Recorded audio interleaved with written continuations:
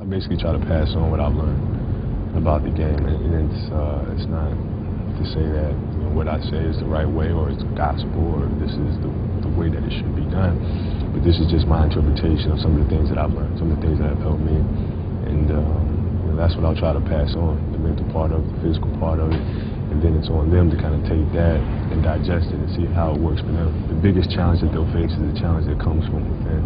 They're really going to have some doubts as to whether or not they can get through this.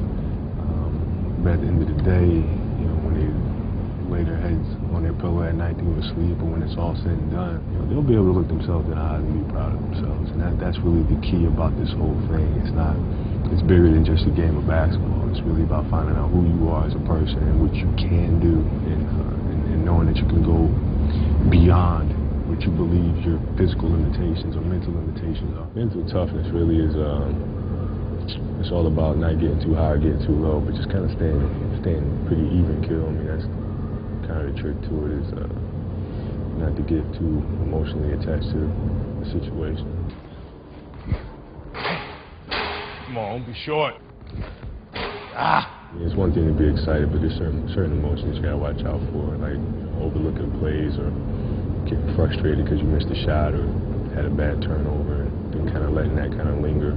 Now I think it's the point where I can identify it pretty quickly. So if something's frustrating me, I can always not react to it. I can always get right back to the pocket that I need to be in. For conditioning programs, for example, some like to do long distance, some like to do short distance.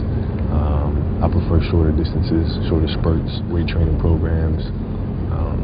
Different moves, whether it's ball handling moves or a crossover move. Some guys like to crossover with a kind of a long crossover move, which is one of the ones that I prefer, or I used to prefer. Now that I'm older, I actually like to keep it more compact and tighter to me. If you keep it more compact, you're able to use your size and use your strength more to body your guys off of you a little bit, and plus it's a little quicker. When I was young, I was so long and lanky that I could use that to my advantage. Now I like to use my body a lot more.